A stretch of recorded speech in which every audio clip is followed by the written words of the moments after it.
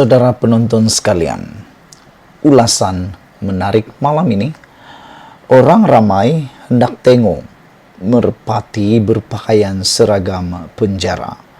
Seperti yang tular sebelum ini, tak perlulah aku nak kata siapa merpati itu, karena aku tahu, Anda semua tahu, Anda semua mengikuti siapa merpati yang disebutkan ini. Orangnya adalah bosku. Kalau hendak diremehkan atau dijadikan bahan jenaka, kita boleh terima gelaran merpati yang didakwa diberikan kepada Najib Razak sebagai banduan penjara Kajang. Kalau benar codename itu telah diberikan kepadanya, ya logik. Dalam selangga Inggris, antara gelaran untuk banduan adalah jailbar atau jailbird, burung penjara, dan merpati adalah burung. Cuma, banyak peserta media sosial berpendapat rujukan kepada merpati tidak sesuai dengan kedudukan Najib dan jenayah yang telah dilakukannya. Mereka kata gagak atau herring lebih tepat. Tapi saya kata, nama kod itu boleh dipertahan sebab macam merpati yang suka berak atas kepala manusia, Najib telah berak atas kepala kita, rakyat jelata Malaysia.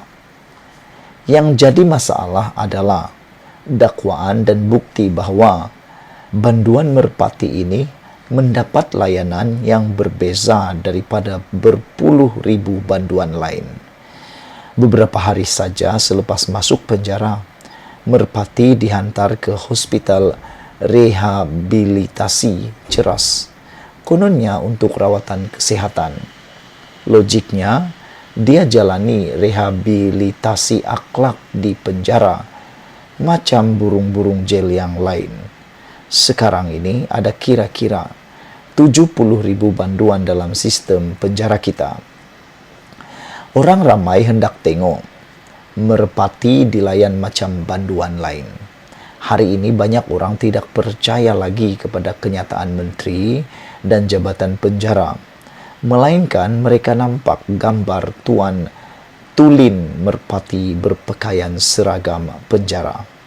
Tapi jangan pula cuba tipu dengan gambar Photoshop, sebab orang yang pakar boleh cam gambar OLED atau gambar Photoshop.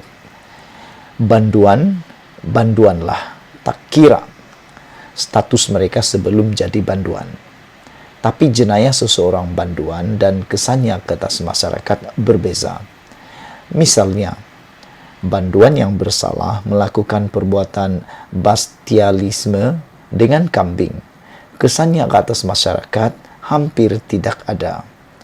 Tapi seorang Perdana Menteri yang menyeleweng berpuluh juta ringgit 2 tabung pencen kaki tangan awam meninggalkan kesan yang sangat buruk. Jadi, cukuplah kerajaan berlembut dan memberi layanan berbeza kepada merpati.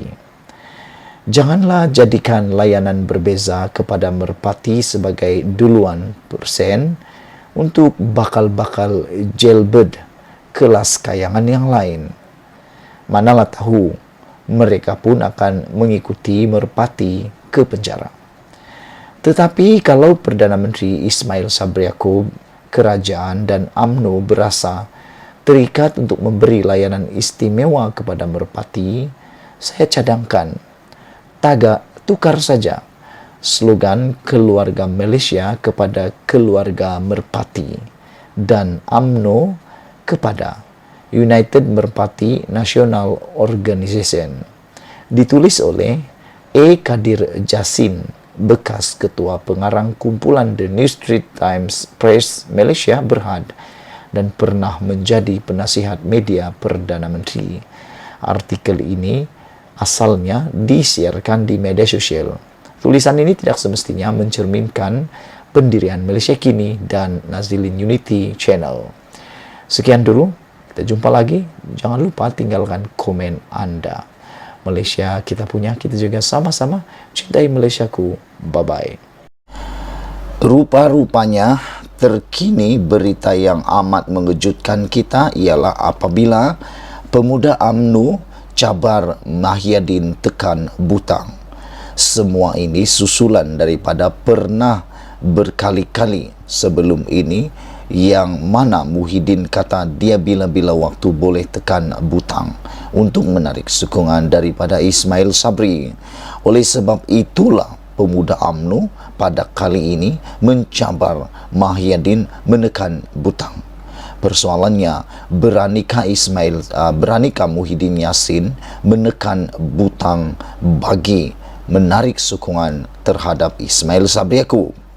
Keadaan ekonomi hari ini jauh lebih baik daripada waktu beliau buat lockdown separa masak paling lama dan menggantung parlimen sewenangnya beberapa bulan. Jadi, siapa sebenarnya yang gagal urus ekonomi? Siapa Menteri Kanan Ekonomi merangkap Menteri MITI?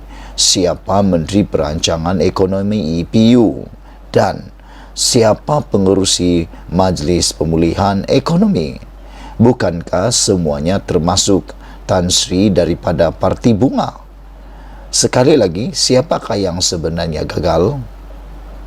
Apakah setelah Tengku Ismail ataupun Tengku Zafrul isytihar menyertai Barisan Nasional, maka Menteri Kewangan lantikan Tan Sri bahkan disyaratkan oleh Tan Sri sendiri untuk dikekalkan sebagai Menteri Kewangan zaman Datuk Ismail Sabri Yaakob terus diisytiharkan gagal juga.